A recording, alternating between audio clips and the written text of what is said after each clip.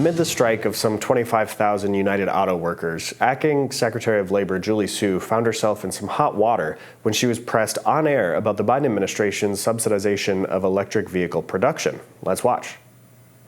Why is the government offering rich people credits to buy expensive cars? So a couple of things. There is widespread support in the country for tax credits that will help to bring manufacturing jobs to the United States.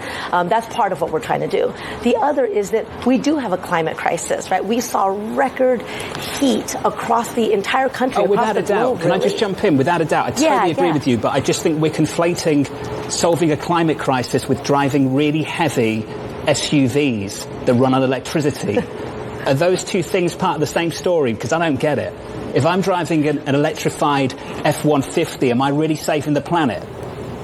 Right. Well, so we could probably have a conversation now about personal choices relating to cars. I do think as a policy matter, the more that we can invest in industries, in manufacturing, including in transportation, that transitions us to a place where we're not continue to pollute the planet, right? We have a method by which we can both bring down emissions and also create good jobs. Meanwhile, General Motors CEO Mary Barra also ended up subject of online ridicule when she tried to defend her $30 million salary despite UAW strikers' pleas for a pay raise. The union is asking for a 40% wage increase over 4 years. They're asking for that in part because they say CEOs like yourself, leading the big three, are making those kind of pay increases over the course of the last 4 years. You've seen a 34% pay increase in your salary. You make almost $30 million.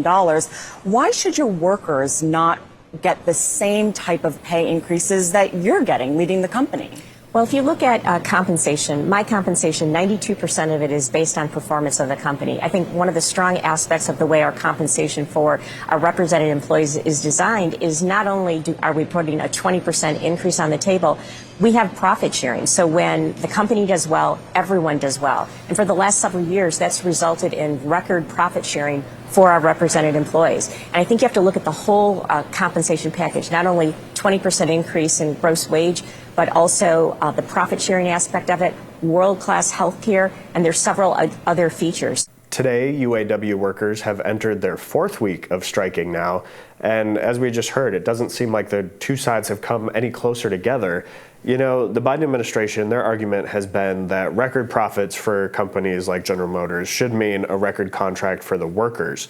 But a lot of people are pointing to, as we saw in the comments from the acting labor secretary, that this is actually also a response to what the Biden administration is trying to force with this energy, quote unquote, transition that requires people to sort of put the market forces aside, and has the Biden administration mandating new miles per gallon standards, mandating new equipment and sort of good standards for this. That's actually, ironically, forcing the Biden administration to sign memorandums of understanding with foreign countries to have supply chains that can actually produce these electric vehicles that they claim the market here in the U.S. actually wants. And so you have this problem where the Biden administration is saying, again, Joe Biden is supposedly the most pro-labor president in history, but at the same time that he's pushing for supposedly a record contract for these auto workers in Michigan, his administration is simultaneously enacting deals in order to offshore more jobs and more supply chains that are needed to produce these electric vehicles. So is this just another case, much like with now building the wall in Texas? President Biden is saying one thing that's politically convenient while doing the opposite with his actual actions? I thought this was just like a really bad performance on the labor secretary's behalf, because Biden's administration could have very easily said, if they had anyone else responding to that question, well, this is just one of many approaches we have to righting a lot of the wrongs in the auto industry and to transitioning towards a more green economy. They could say, yes, there is a tax credit given to people who decide to use an electric vehicle because this gets us closer to reducing carbon emissions and to our goal of reducing carbon emissions by 2030 and 2050, our projected goals. We need to cut emissions by 50%. That means people are going to need to be driving electric cars. But it's important to frame this in the political context we exist in. What were the tax cuts for the wealthiest people in the country under the Trump administration? Did they have to do anything to get those tax cuts. A tax credit is not the US government just handing money to someone. It's them saying, okay, whatever your income was for this year, you pay this much less of the income you've earned in taxes. So if they purchase an electric vehicle, which is something that is good for a transition to renewable energy, guess what? They pay that much less in taxes. Trump gave tax cuts to the wealthiest people, asking for nothing in return. So that kind of a framing could have just flipped this question on its head. I agree that the administration should be doing much more.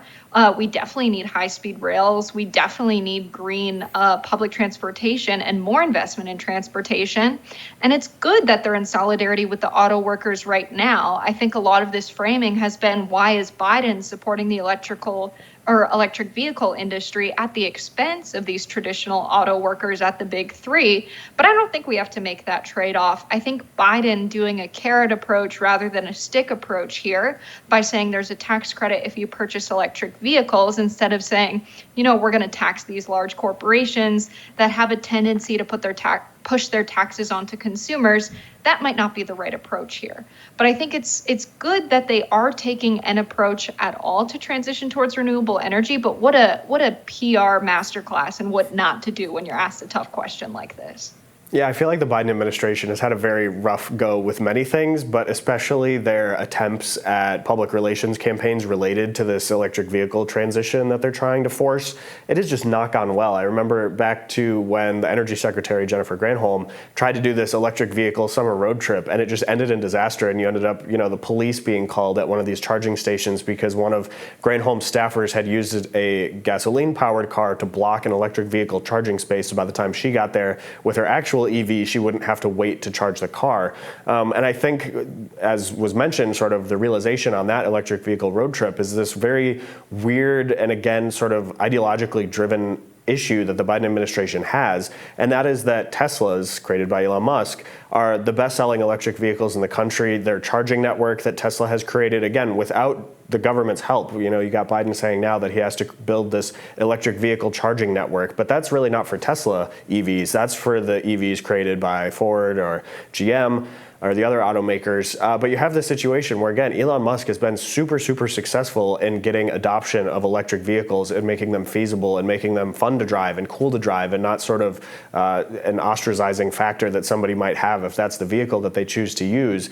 But Joe Biden won't talk about that, even though that's one of the best proof cases that electric vehicles can replace sometimes, family cars, minivans, SUVs. He's got the Cybertruck coming that goodness knows what that's going to do, and even working on electric Tesla-built semi-trucks to take even more of those, theoretically very gas-intensive use vehicles off the roads. But Joe Biden won't talk about it because he doesn't like Elon Musk's politics, even though, again, Elon Musk has already done what Joe Biden is trying to do and trying to force.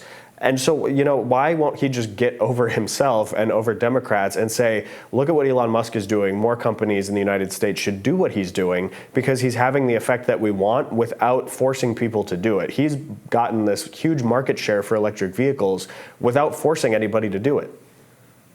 Yeah, I think the one thing that Elon Musk does have is a lot of government subsidies. So he is selling a lot of cars and is profitable thanks to a lot of tax credits that he's been able to sell because he is one of the car manufacturers that produces electric vehicles. So other companies that are producing gas-powered vehicles overwhelmingly have been able to purchase tax credits from Tesla, which has made it profitable in most quarters. And the $4.9 billion in government subsidies that Tesla has used to launch their production of these electric vehicles, they essentially lied to get a sustainability loan from the government and said that they had a model that would work and could go into production. He wanted to get another loan from Daimler, and Daimler said, maybe we'll give you a loan and invest if you also get the sustainability loan. So Elon lied, said he already got the sustainability loan from the government, lied on the application to the government saying he already had a car model that could go into production, Then he actually got the sustainability loan and the loan from Daimler, and that's what the Tesla empire is fueled by. It's a lot of government subsidies, actually. And I think this goes to show that if we're already spending $4.9 billion on Tesla, creating electric cars that are not popularly used by the masses, why did we not invest directly $4.9 billion into electric-powered public transportation? I really think that's a criticism that we can apply to the private market, to people like Elon Musk, but also to people like the labor secretary. Why didn't she just give a response like, you know what, we really do need to invest in public transportation that is electric, not just electric vehicles for the wealthiest people in the country? That would have been a simple response. I think the administration really needs to reprioritize where funding is going. I will say that those subsidies didn't happen under Biden, but they did happen under other presidencies where this was not the major focus, where people weren't criticizing the subsidies going to electric cars and electric car manufacturing. We really need subsidies going towards public transportation if we're going to make a big difference here.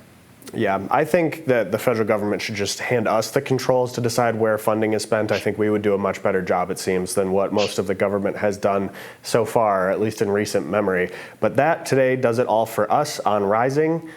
Jessica, it's been great, as always. A real hoot on this Friday to be with you. I hope you have a great weekend. It's always fun when we do a show together. Happy Friday, everybody. Have a good weekend, Spencer. Happy Friday. Robbie and Bree will be back on Monday, so be sure to like, share, and subscribe so you never miss any content. And for those of you who like to listen while on the go, we are now available anywhere you listen to your podcasts. Have a great weekend. Bye, y'all.